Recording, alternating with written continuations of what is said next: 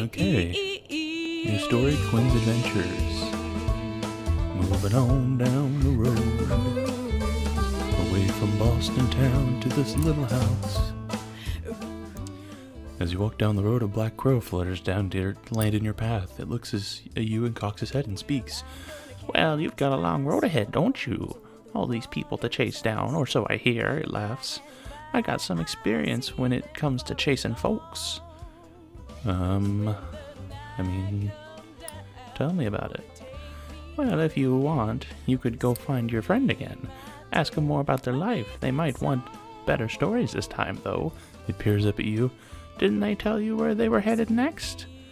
Well, yes, they did, as a matter of fact, Mr. Random Crow. But hey, the world is full of people. You could find another friend like that if you weren't looking around. There's more than one interesting person in this land for sure.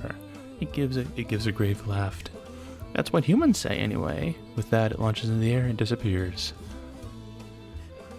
Alright. It wasn't very particularly helpful. Hold LB to whistle. If you match the notes, you'll walk faster. Oh, that's what the whistling does. I don't understand what that...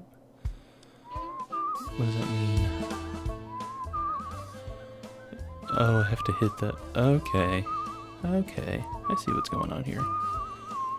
That's kind of neat, I guess. I don't know. It's fine. I mean, it would be cooler if I went faster. Like even faster. I'm still going pretty slow. But whatever. Where are we headed? What's this place? New York? Enter New York. The air stinks of gasoline and trash, and you're boxed in by brick. But damn, there's something invigorating about that stink. God, you feel like there's an engine in your chest. The engines belch black smoke as the ferry churns gray water into froth. A broad-shouldered figure leans out over the rail, eyeing the skyscrapers on the horizon. Nearby, a man and a woman speak in low, urgent voices. He takes her wrist gently. She is weeping softly. Listen to the couple. I think I'm gonna listen to the couple. I don't want any confrontation. I wish you didn't have to go. She says. There's gotta be work on some of those buildings going up. His thumb skates over her pulse point. I checked every day for a week. There ain't.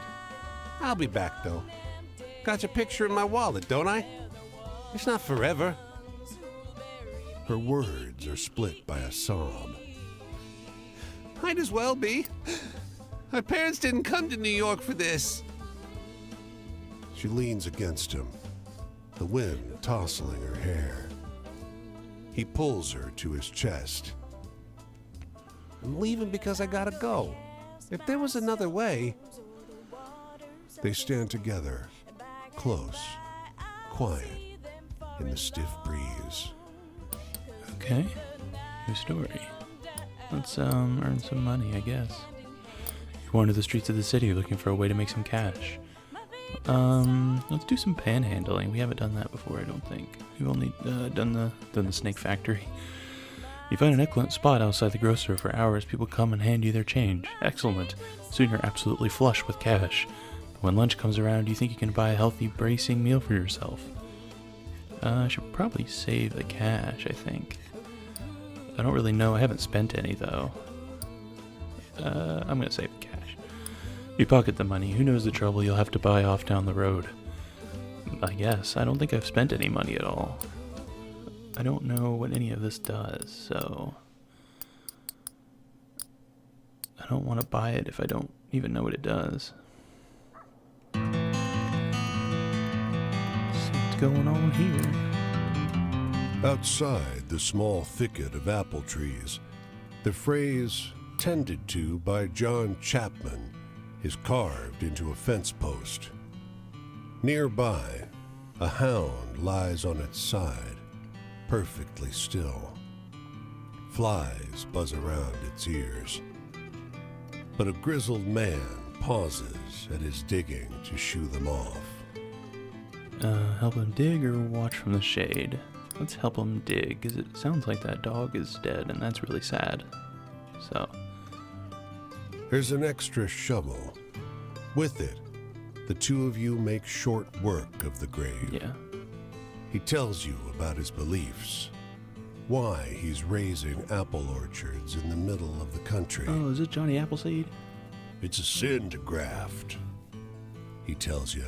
Hurts the tree. Eventually, the hole is deep enough. Bear witness. He stoops to the ground and lowers the pup into the earth. No. Tears flow freely. I'll see him again in heaven, he tells you. Our souls are bound by love. He wipes his eyes.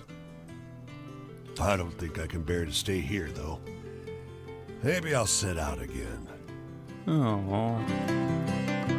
That's a really sad story. A jet black crow alights on the low branch of a twisted tree. Look at you, it calls. Think you got some good stories already? Well, I heard better. Much better. Heh. It seems to wink at you. Want to hear my tricks? I don't know. I guess. The ones you got now, psh, pathetic stuff. You tell these stories around and they'll come back more exciting, more satisfying. So always listen to the stories other folks tell. The tales are less true, sure, but more useful round the campfire. Makes sense. The boss has a point about the true ones, though, the crow admits. They're extra interesting. You learn a couple folks' true life stories, and everybody will like them, no matter what kind of story they think they want to hear. Any other tips, Mr. Random Crow? Well, everyone's the captain of their destiny. He gives a burst of laughter. Ain't no bootstraps in the world that can save you now, but the choices you make, they change the kind of story you can tell. It ruffles its feathers, a sort of shrug. Choose wisely, or don't. Ha! Ha, I'm a crow. Okay. I don't really know where I'm going. I'm just gonna, I guess, follow this road. Maybe hitchhike. Hey. Please. What the heck? Is it just random if they pick you up or not? That sucks. I mean, I guess that's what this game is about. About the road. Singing on the road. At least it has good music. I'm into this. Let's see what's going on in this house here. As you walk along the river near an unfinished bridge, men with a tool belt catch a sight of you. Hey, over there, he calls out. You look like you could use a quick way to get some hard-earned money. Hard-earned is right. The bridge hangs high over a perilous drop. He laughs uproariously. Absolutely not. High above the water, you see raptors with enormous wingspans wheeling through the sky. We'll have little more protection than them, the man says, but not much more. His eyes sparkle. He clearly loves this work. Sign me up. It'll give me a good story. That's sort of what this whole game is about, I guess, so. Sure, Great. hopefully I can't die, I don't know. He exclaims. I didn't think about Suppose that. you'll want a safety belt. We Thunderbird people don't need them. We fly when we fall. He chuckles. Yeah, I think I'll belt up. You find yourself up high, looking over the rushing river that crashes around the foundation of the bridge. As you work side by side, the man mentions, "You can see Thunderbirds up here if you know how to look." Inquire? You ask him to explain. Practice your peripheral vision, if you dare. Last thing you need up here is for them to see you seeing them and come swooping at you. He says, laughingly. You only Try. see the clouds thicken. It sure does pass the time working. The man pays you well when you're done with the job.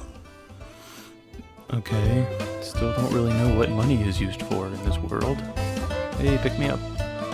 Hey, please, please, please. I mean, to be fair, I don't think I'd pick up just a skeleton with a bag on a stick. So I guess that's understandable. Nobody seems to mention that. The fact that I'm just a skeleton. Nobody mentioned the fact that that other guy was a wolf, though, so. Hey. Pick me up. Please. Please. Please. Please. Whatever. I'm going to Pittsburgh anyway.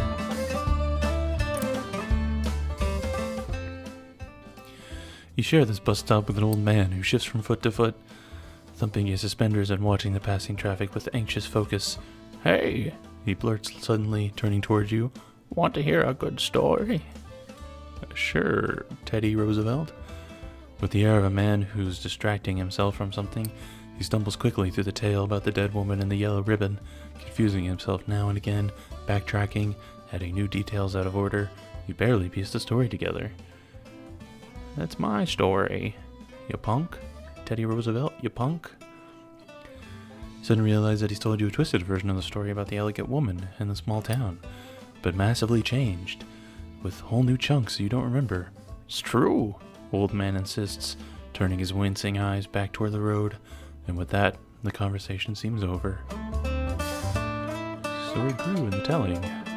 Story grew in the telling of the dead woman. So does that mean I can tell his version of the story now or something? Muddling through the dark, you stumble into the path of the white deer. Its beauty strikes you at once. It is something otherworldly, beyond borders. A moon swimming in the void. Human shouts not far away break the spell. The deer's ears prick up. This thing is being hunted. You know a way out of here. As the hunter's cries get louder, you approach the deer carefully, palms outstretched. As you grow close, your features become clearer in the light of the deer's aura. It bolts into the path of an oncoming train. Jeez. That's not cool. It's not a happy story. So what would have happened if I didn't help it? Who would have got hunted? It doesn't You seem hear the whippoorwill first, helpful. shrill and close. Then you see him, high up above the black streaks of wires. A lineman, fraying belt holding him to the pole. A damned bird has come to perch on a power line, stare hungrily at the man's soul. Watch him. He's unsteady. His hands are shaky, and his body sways in the wind. You spot his tool bag next to the pole, worn and frayed, much like the man. A half-gone bottle of cheap rye pokes out of it. I think I'm gonna take the bottle. I guess. Because I think that'll make it for an interesting story. But I'm kind of afraid to. What's he gonna do? Come down from the pole? You snatch it from his bag in one quick motion and walk away. Hey! He starts, but whatever he's about to say slips into a slurred whine as his belt snaps. Oh, Jesus. Look at him, I guess. His body plummets. Oh my His God. limbs go slack with the understanding of what is happening to him. He tumbles into the tall, dry grass by the side of the road with a muffled noise. All you hear is the call of the whippoorwill. Eager, loud, thankful. Wow. Okay, well, that was a mistake, I think. So, good thing to remember, don't only do things that sound like good stories. Because sometimes people just straight up die. Alright, we're heading towards Ohio. Good old state of Ohio. Cleveland! Come on down to Cleveland town, everyone. Something, something, da, da, da, da. Pick me up. Okay. Thank you for that. Really appreciate it. A woman waits while a man in a truck fills 2 of her buckets with scoops of whitish powder from a bin. She sees you staring. Want to make some cash? She calls. Doing what? She Random takes lady? you up the drive to her farmhouse, where her son and daughter are mixing something in a metal barrel. Locust bait. She says, Poison. The town bought enough for everyone, but we gotta mix it ourselves. she'll pay you to help. Sure. You use a broom handle to mix the poison with bran. The teens watch from the porch, faces frozen in distrustful scowls. Their mother pays you well, but later in the day you feel lightheaded, tingling pins and needles all over. You feel only a little better after you vomit. Well, that can't be good. I'm a skeleton. How does a skeleton get sick? What the heck? Okay, so this is a camp. Can I camp already? I guess I can. Franklin. Why, hello there. Well, hello Look there, like Franklin. that's a heavy bag you're carrying. Let me get that for you. Oh, I thank you. insist. Thank you, Franklin. You see this uniform? It means you can trust me to make sure this is the most comfortable journey you've ever had in your life. Okay. Who I am don't I? know. Well, I'm no George, I'll tell you that. But that's not important. This trip is about you, friend. Oh, thank you, Franklin. You're so charming. I think Franklin's my favorite character so far. Have any optimistic tales? I'd like to hear one of those. Optimistic.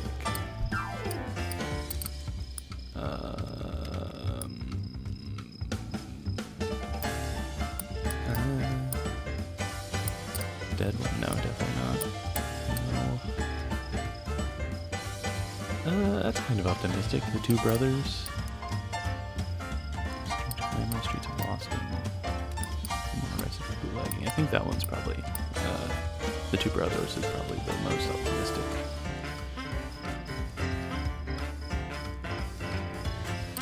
Just like I told you, Hey. friend, miles of smiles. If you're looking for family, you know why a porter can treat a passenger better than anyone else? Because when you step on this train, you're family. It doesn't matter who you were before or who you're gonna be after you step off. Anyway, you must have some funny stories to tell. Share one. Funny stories. I don't think that I do, Franklin.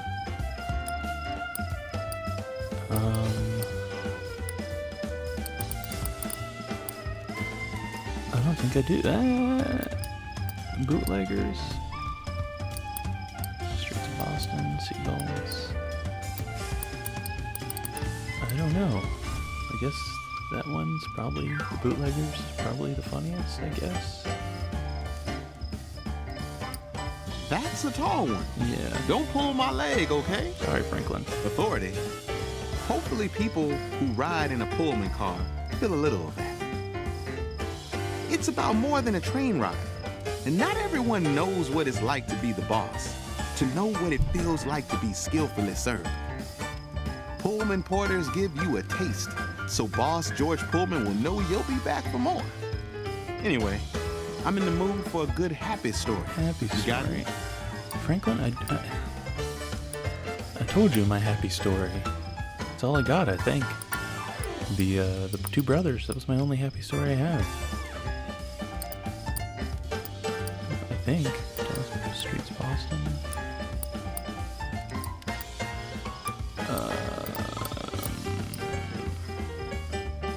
I guess Streets of Boston. That's not a happy story. It's just, I don't know. Not sure my brothers will find that one particularly scary. Yeah, I know. I'm sorry, Franklin. I'm letting you down, buddy. The past. That's a tricky thing. Yes, porters may remind you of a certain type of way folks of our type used to be. There's no fight in that, just happily working past it. You got any stories with a bit of excitement to them? Oh. My bootlegger story, I think, was the only one I had that was exciting.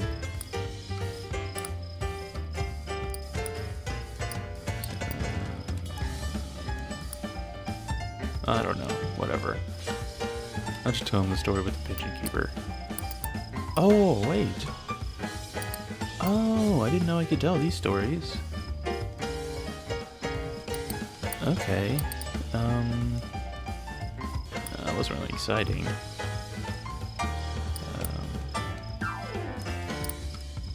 Well, this would have been nice to know.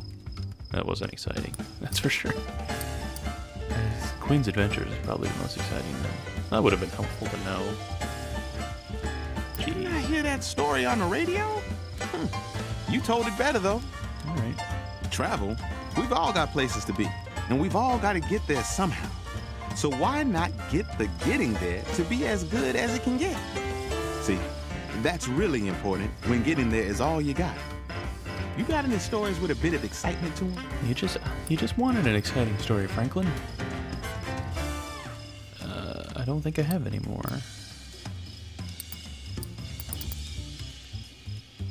I think that's the most exciting. The lineman. I mean, someone dies. That's kind of exciting. Deer. Oh, the bridge builders. That's probably more exciting. It's like up high up, and all that. Whew, that's a Yeah. wild one, all right. Cool. If you're looking for freedom, just think about how magnificent a train is, how the railroad binds this country together. Hop on and go anywhere. That's freedom, and that's my life. Another night over. I surely did enjoy all those stories, though. Oh, thank you, Franklin. Maybe next time I'll let down my hair a bit. What do you say? That sounds good, You Franklin. must excuse me, friend. What kind of porter am I saying this trip is all about you, only to start talking about my own damn self? But enough of my indulgences. I hope I see you again. So he's going to like. He's still in Ohio, right? So let's go meet up with Franklin. Chapter 2 now available. Okay, yeah.